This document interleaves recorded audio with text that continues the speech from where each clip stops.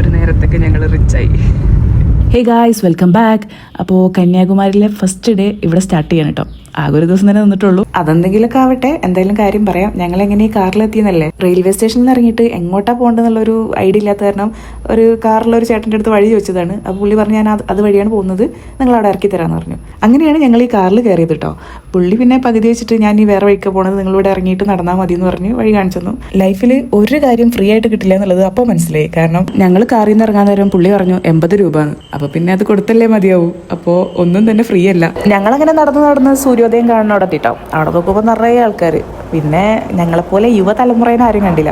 തള്ളച്ചിമാരെന്ന് പറഞ്ഞുള്ള കമൻറ്റ് വേണ്ട. പക്ഷേ ഞങ്ങളെക്കാളും ഒരുപാട് പ്രായം കൂടുതലുള്ള ആൾക്കാരായിരുന്നു അവിടെ ഫുൾ ഉണ്ടായിരുന്നത്. ഒരു തീർത്ഥാടനത്തിലൊക്കെ പോയൊരവസ്ഥയായിരുന്നു. ഈ ഒരു സമയത്ത് ചെന്നുകൊണ്ട് തന്നെ ആ ഗ്ലാസ് ബ്രിഡ്ജിലുള്ള ലൈറ്റ്സ് ഒക്കെ കാണാൻ കഴിഞ്ഞു. നല്ല ഭംഗിയുണ്ടായിരുന്നു കേട്ടോ. സൂര്യോദയം 6:10 പക്ഷേ ഞങ്ങൾ അവിടെ എത്തുമ്പോൾ 5:30 ടൈം. നമ്മൾ നേരത്തെ കാലത്ത് ചെന്ന് നല്ല വ്യൂ കിട്ടുന്ന സ്ഥലത്ത് തന്നെ നിൽക്കണം, ആൾക്കാരൊക്കെ എത്തുന്നതിന് മുമ്പ്, അങ്ങനെയൊക്കെ ചിന്തിച്ചിട്ടാണ് നേരത്തെ കാലത്ത് പോയത്. പക്ഷേ എനിക്കത്ര ഇഷ്ടമായിരുന്നില്ല കേട്ടോ. സാധാരണ നമ്മൾ പാടത്തു നിന്ന് കാണുന്ന പോലൊക്കെ ഒരു ഫീൽ എനിക്ക് തോന്നിയുള്ളൂ. ഇനി എനിക്ക് മാത്രമാണോ അങ്ങനെ തോന്നിയെന്ന് അറിയില്ല.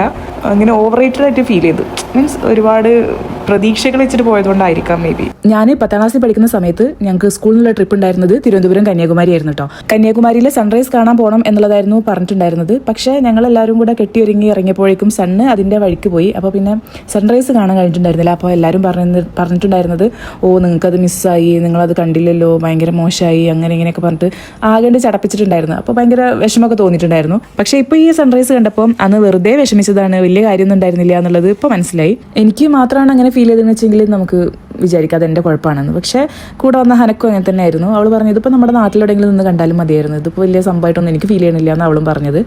അപ്പോൾ എനിക്കും തോന്നി ഇത് ഇങ്ങനെ നമ്മൾ ഒരുപാട് ഹൈപ്പ് കിട്ടിയിട്ട് വന്നതുകൊണ്ടായിരിക്കാം, മേ ബി, പറയാൻ പറ്റില്ല. എനിക്കത്ര വലിയ കാര്യമായിട്ടൊന്നും ഫീൽ ചെയ്തില്ല കേട്ടോ. അങ്ങനെ സൂര്യോദയമൊക്കെ കണ്ടു കഴിഞ്ഞ് ഞങ്ങൾ നേരെ നടക്കുകയാണ്.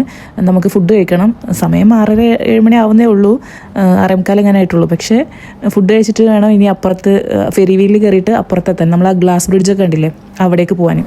സത്യം പറയുകയാണെങ്കിൽ നമ്മള് വന്നത് ഒരു തീർത്ഥാടനത്തിന് വന്ന പോലെ ഉണ്ടല്ലേ. ഇവിടെ ഫുൾ അങ്ങനത്തെ ആൾക്കാർ ഒക്കെ തള്ളാരും വന്നാലും ഒരാളെ പോലും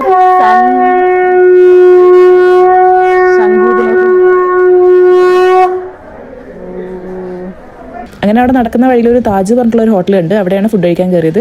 ഞാൻ പൂരിയാണ് കഴിച്ചത്, അവൾ ദോശയും. ഭക്ഷണമൊക്കെ അടിപൊളിയായിരുന്നു, നല്ല ടേസ്റ്റ് ഉണ്ടായിരുന്നു കേട്ടോ. പിന്നെ വിലയും കുറച്ച് കുറവുള്ളതുപോലെയാണ് എനിക്ക് തോന്നിയത്. അപ്പോൾ പ്രഭാത ഭക്ഷണത്തിന് ആകെ 135 രൂപ ആയിട്ടുള്ളൂ കേട്ടോ. അവിടെ നിന്ന് ഇറങ്ങി ഫെറി വീൽ കയറാനുള്ള അവിടെ എത്തി നോക്കുമ്പോൾ ഒരു നീണ്ട ക്യൂ.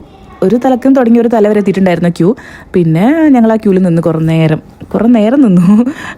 300 രൂപ കൊടുത്താൽ നമുക്ക് ക്യൂവിൽ നിൽക്കാതെ ടിക്കറ്റ് എടുത്ത് കയറാവുന്നതാണ് കേട്ടോ. നമ്മൾ പിന്നെ ലോ ബഡ്ജറ്റ് ട്രിപ്പ് ആയതുകൊണ്ട് ക്യൂവിൽ നിന്ന് വെയിറ്റ് ചെയ്ത് അങ്ങനെ സമയം എടുത്ത് തന്നെ 100 രൂപയുടെ ടിക്കറ്റ് എടുത്തിട്ടാണ് പോയിട്ടുള്ളത്. ഏകദേശം 7 മണി തൊട്ട് ഒരു 8:30 വരെ ആ ക്യൂവിൽ നിന്നിട്ടുണ്ടാവും. ഇനി ഫെറി വീലിൽ കയറാൻ പോവാണ്. അപ്പോൾ ജാക്കറ്റൊക്കെ എടുത്തിട്ടുണ്ട്. സേഫായിട്ട് തന്നെയാണ് പോയത്. അവിടെ അത്രയും വീഡിയോ ഞാൻ എടുത്തിട്ടില്ല കേട്ടോ. എനിക്ക് അതിനകത്ത് കയറിയപ്പോൾ എന്തോ തല കറങ്ങുന്ന പോലെ ഫീൽ ചെയ്ത്, വോമിറ്റിംഗ് ടെൻഡൻസി ഒക്കെ വന്ന്. ഇവിടുന്ന് കുറച്ചേ ഉള്ളൂ അപ്പുറത്തെത്താൻ, പക്ഷെ എന്നാലും എനിക്ക് എന്തോ പോലെ തല കറങ്ങുന്ന പോലെ അങ്ങനെയൊക്കെ ഫീൽ ചെയ്ത്. അതുകൊണ്ട് തന്നെ ഞാൻ ഫോണൊക്കെ അവിടെ വെച്ച് കുറച്ച് നേരം ഉള്ള സമയം അവിടെ അടങ്ങിയിരുന്നു. ഞങ്ങൾ ഫെറി വീലിലൊക്കെ കയറി ഇതാ ഇപ്പുറം എത്തിക്കണം, ഈ റോക്കൊക്കെ കാണാൻ, ഗ്ലാസ് ബ്രിഡ്ജൊക്കെ കയറാൻ വേണ്ടിയിട്ട്. പക്ഷേ സമയം 8 ആയിട്ടുള്ളൂ. ഭയങ്കര വെയിൽ, എന്ത് വെയിലാണ്. അതുകൊണ്ട് ഞങ്ങൾ കുറച്ച് നേരം അവിടെ വെയിറ്റിംഗ് റൂമിലിരിക്കുകയാണ്. കയ്യിൽ വെള്ളമില്ല, ഒന്നുമില്ല അവസ്ഥ. ഇരുന്നും അടുത്തപ്പോൾ പിന്നെ ഞങ്ങൾ എഴുന്നേറ്റ്. ഏതായാലും നനഞ്ഞതല്ല, ഇനി കുളിച്ചിട്ട് കയറാൻ തന്നെ തീരുമാനിച്ച് രണ്ടും കൽപ്പിച്ച് ഇറങ്ങി പുറപ്പെട്ടിട്ടോ. ഇവിടുന്ന് വേറൊരു ടിക്കറ്റ് കൂടെ എടുക്കണം ഇതിനകത്തേക്ക് കിടക്കണമെങ്കിൽ. ഇതിൻ്റെ അകത്തേക്ക് കിടക്കാനുള്ള ടിക്കറ്റ് ചാർജ് വരുന്നത് ഒരാൾക്ക് 30 രൂപയാണ്. ഇപ്പോൾ സമയം ഏകദേശം 9:15 ആയിട്ടുണ്ടാവുള്ളൂ. പക്ഷേ വെയിൽ അതിരൂക്ഷമാണ്, ചൂടുണ്ട്. അപ്പോൾ ഈ സീസണൊക്കെ നോക്കി വരെയായിരിക്കും നല്ലത്. എനിക്കറിയില്ല ഏത് സീസണിലാണ് പോകേണ്ടതെന്നോ. ഇതിപ്പോൾ രാവിലെ തന്നെ നല്ല ചൂടാണ്, നല്ല വെയിലാണ്. ഇതിൻ്റെ അകത്തേക്ക് പ്രവേശിക്കുമ്പോൾ നമുക്ക് ചെരുപ്പ് യൂസ് ചെയ്യാൻ പാടില്ല. അപ്പോൾ അവിടെ ഫ്രീ ആയിട്ട് ചെരുപ്പ് സൂക്ഷിക്കാനുള്ള ഇടമുണ്ട്, അവിടെ കൊടുത്താൽ മതി. അവർ നന്നായിട്ട് അത് സൂക്ഷിച്ച് നമുക്ക് അതേപോലെ തന്നെ തിരിച്ചു തരും കേട്ടോ. ഇനിയിപ്പോൾ അവിടെ കൊടുക്കേണ്ട, ക്യൂ നിൽക്കേണ്ട, അവിടെ കൊടുക്കണമെങ്കിലും ഒരു ചെറിയ ക്യൂ ഉണ്ട്.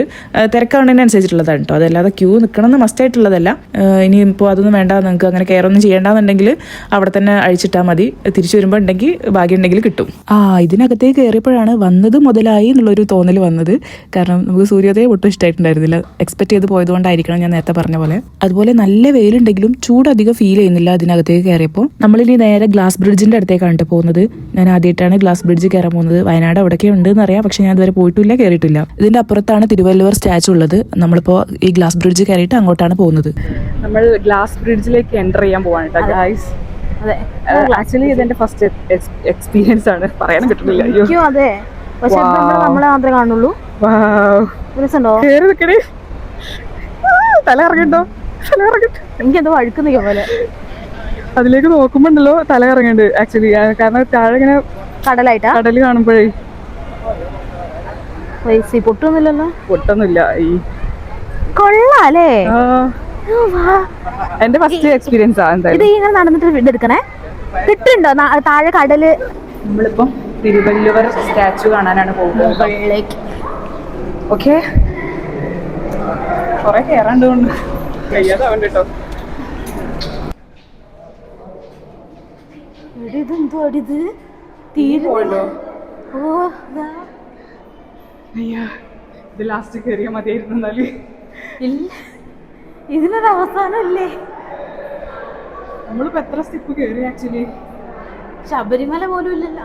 എത്തി മെത്തി മെത്തി സ്ഥലം മെത്തി.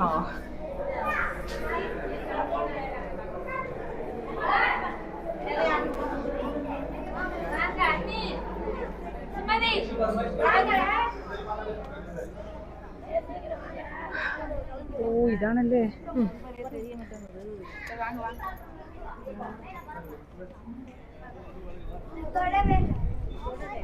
ഈ തിരുവല്ലൂർ സ്റ്റാച്ചു കണ്ടില്ലേ, ഇതിൻ്റെ അവിടേക്ക് എത്താൻ വേണ്ടിയിട്ട് ഒരുപാട് സ്റ്റെപ്സ് കയറാനുണ്ട്.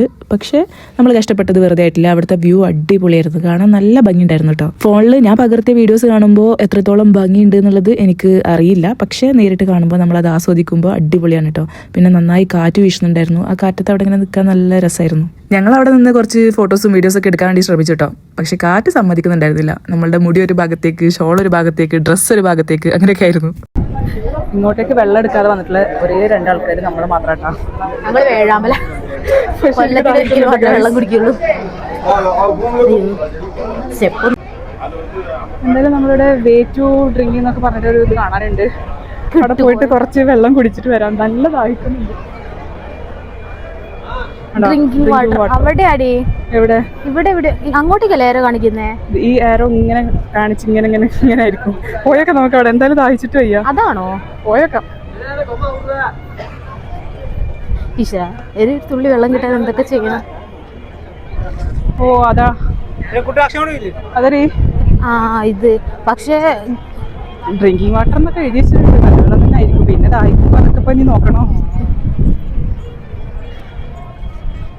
നല്ല ദാഹിക്കണ്ട് എനിക്ക്. എനിക്ക് നല്ലതാണ്ട്. ഗ്ലാസ് ഒന്ന് കഴുകിക്കട്ടോ.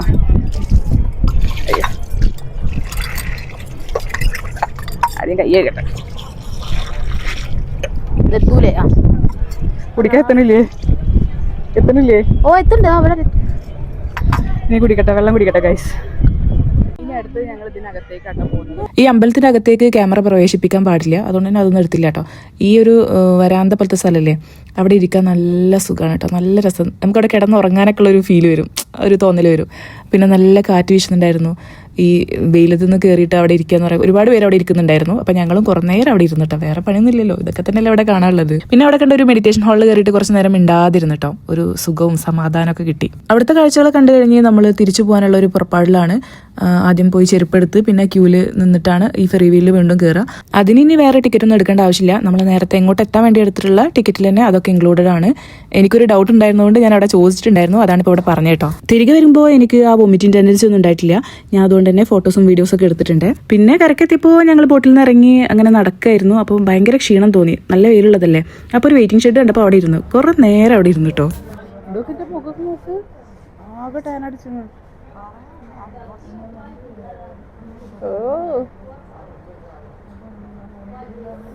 നമുക്കൊരു കാര്യം അറിയോ, ഞങ്ങൾ കുറച്ച് പോകും കുറച്ചിരിക്കും, കുറച്ച് പോകും കുറച്ചിരിക്കും, ഇരിക്കും തന്നെ ഉള്ളൂ. അമ്മച്ചിമാരെക്കാട്ടും കഷ്ടം. ഇവിടെയുള്ള പാട്ടിമാരൊക്കെ എന്ത് ഉഷാറിലാണ് നടക്കുന്ന അറിയോ. നമ്മളിത് കുറച്ചിരിക്കും കുറച്ച് നടക്കും, അങ്ങനത്തെ ഒരു അവസ്ഥയിലാണ്. അപ്പോൾ അവിടെ നിന്നൊക്കെ പോയി വന്ന് ഇവിടെ ഒരു വിശ്രമവേളയിലാണ്. ഇനി അടുത്തത് എവിടെയാണ്? വട്ടക്കോട്ടൈ. അങ്ങോട്ട് പോകാനുള്ള പ്ലാനൊക്കെ ഉണ്ട്, നടക്കുമോ ഇല്ലയെന്ന് അറിയില്ല. പ്ലാൻ പൈസ ചാർജ് എത്രയാണെന്ന് നോക്കിയിട്ട് ആകെ ടേൻ അടിച്ച് ആകെ പണ്ടാരടങ്ങി കേട്ടോ ഗൈസ്. മറ്റേ ഇത് മറ്റേ പൈ എത്രയാണെന്ന് വട്ടക്കോട്ടേക്കോ എങ്ങനെ പോവാന്നുള്ളത് ഞാനൊന്ന് സെർച്ച് ചെയ്യട്ടെ.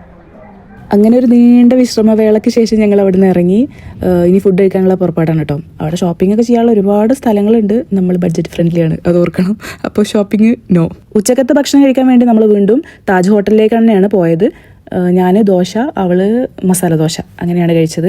നമ്മളുടെ ബില്ല് ഇത് ഇങ്ങനെയാണ് കേട്ടോ വന്നത്. കന്യാകുമാരി വന്നിട്ടുണ്ടെങ്കിൽ മെയിനായിട്ടുള്ള എല്ലാ സ്ഥലങ്ങളിലേക്ക് പോകണമെങ്കിലും നമുക്ക് കാലിന് നല്ല ആരോഗ്യം ഉണ്ടെങ്കിൽ നടന്നാൽ മാത്രം മതി.